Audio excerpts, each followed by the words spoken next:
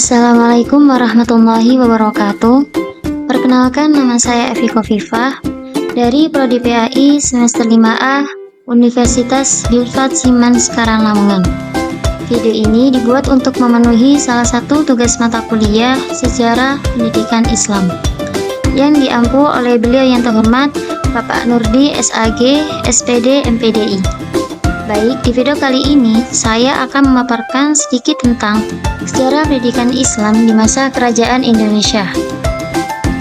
Langsung saja, yang pertama, peranan kerajaan Islam dalam Islamisasi.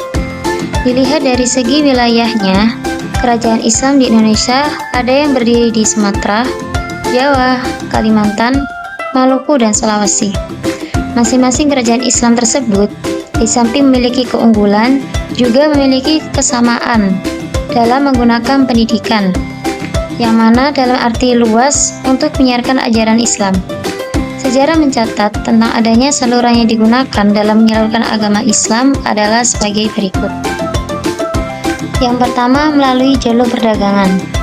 Saluran Islamisasi melalui perdagangan pada abad ke-7 hingga 16 Masehi ini sangat menguntungkan, karena para raja dan bangsawan turut serta dalam kegiatan perdagangan. Yang kedua, melalui jalur pernikahan. Islamisasi melalui jalur pernikahan dianggap menguntungkan, terutama apabila terjadi antara saudagar muslim dan anak bangsawan, atau anak raja dan anak adipati. Yang ketiga, melalui saluran pendidikan. Islamisasi melalui pendidikan termasuk yang paling efektif, terprogram, dan berlanjut sampai sekarang. Pesantren atau lembaga pendidikan lainnya yang didirikan oleh ulama-ulama merupakan salah satu terjadinya proses Islamisasi. Contohnya seperti di Giri, itu ada pesantren yang didirikan oleh Sunan Giri. Para alumni pesantren ini banyak yang diundang ke Maluku untuk mengajarkan agama Islam. Yang keempat, melalui saluran politik. Islamnya seorang raja dan kebijakan yang dikeluarkannya tentang agama yang akan dianutnya menjadi daya tarik bagi rakyatnya untuk memeluk agama Islam. Pengaruh politik raja sangat membantu tersebarnya Islam di daerah itu. Di samping itu, kemenangan kerajaan Islam yang memerangi raja-raja non-muslim demi kepentingan dakwah Islamiyah secara politik banyak menarik penduduk kerajaan non-Islam itu menjadi masuk Islam. Yang kelima, melalui saluran kesenian. Di antara saluran kesenian yang digunakan adalah wayang. Nah, dari berbagai saluran proses Islamisasi yang telah disebutkan tadi memperlihatkan dengan jelas bahwa penyebaran dan pengembangan ajaran Islam membutuhkan semua lapisan masyarakat dan semua bidang keahlian. Selanjutnya, kondisi pendidikan pada zaman kerajaan Islam di Indonesia. Pendidikan pada zaman kerajaan Islam di Sumatera. Pada abad ke-14 Masehi, zaman kejayaan kerajaan Samudra Pasai dan kerajaan Perlak Aceh pada abad 12 Masehi. Antara Pasai dengan Perlak terjalin kerjasama yang baik, sehingga seorang Raja Pasai kawin dengan putri Raja Perlak. Pendidikan mendapatkan tempat atau perhatian tersendiri. Pendidikan yang berlaku di zaman kerajaan Samudra Pasai diantaranya materi pendidikan dan pengajaran agama bidang syariat adalah fikih mazhab Syafi'i. Sistem pendidikannya secara informal berupa majelis taklim dan halaqah. Dan tokoh pemerintahan merangkap sebagai tokoh agama. Serta biaya pendidikan bersumber dari negara. Dan pada masa kerajaan Aceh Darussalam, pendidikan juga benar-benar mendapatkan perhatian. Jenis lembaga pendidikan antaranya Mayunasa atau madrasah, Rangkang yang setingkat dengan madrasah Sanawiyah, Daya yang setara dengan madrasah Aliyah sekarang, dan Daya Teo Kucik yang disamakan dengan perguruan tinggi. B. Pendidikan pada zaman kerajaan Islam di Jawa. Pendidikan Islam yang berlangsung di Kerajaan Demak mempunyai kemiripan dengan pelaksanaannya di Aceh, yaitu dengan mendirikan masjid di tempat-tempat sentral di suatu daerah. Pada zaman kerajaan Mataram, pendidikan sudah mendapat perhatian sedemikian rupa, seolah-olah tertanam semacam kesadaran akan pendidikan pada masyarakat kala itu. Banyak desa yang ada tempat pengajian untuk menjalankan pendidikan agama Islam. C. Pendidikan pada zaman kerajaan Islam di Sulawesi. Perkembangan agama Islam di Sulawesi Selatan amat pesat. Di sana terdapat sejumlah pesantren atau surau dengan model lama yang seperti terdapat di Sumatera dan Jawa.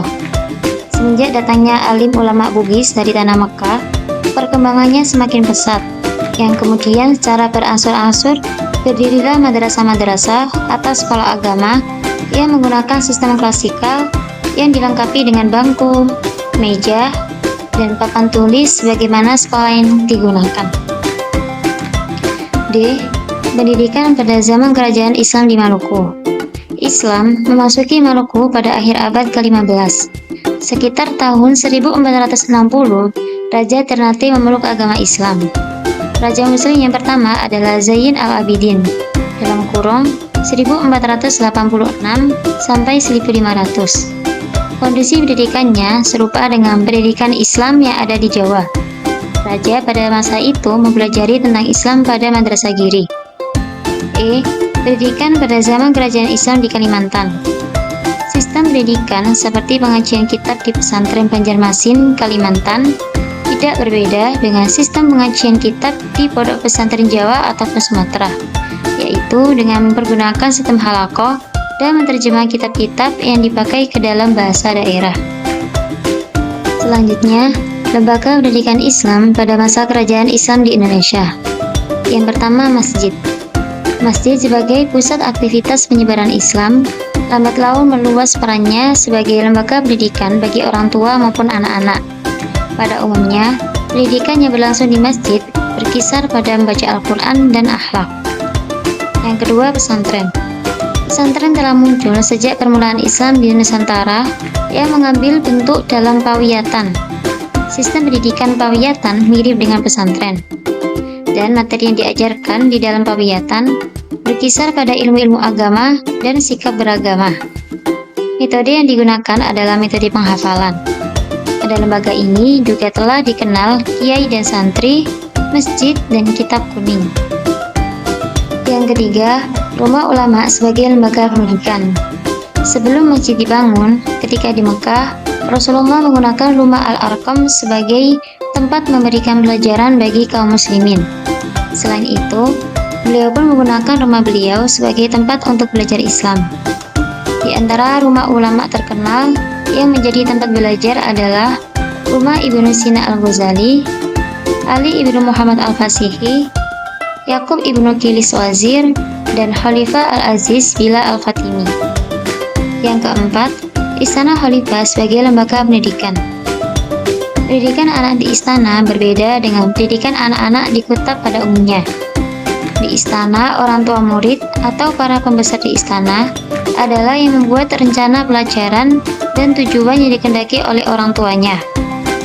Contoh dari rencana pelajaran dan petunjuk-petunjuk yang dikemukakan oleh pembesar istana kepada pendidik anak-anaknya agar dijadikan pedoman. Adapun rencana pelajaran di istana sebagai berikut. Yang pertama, Al-Quran atau Kitabullah. Yang kedua, hadis-hadis yang termulia. Yang ketiga, syair-syair yang terhormat. Yang keempat, riwayat hukama. Dan yang kelima, menulis, membaca, dan lain-lain. Sekian yang dapat saya sampaikan, kurang lebihnya saya mohon maaf. Thank you for watching, and don't forget to like, comment, and subscribe.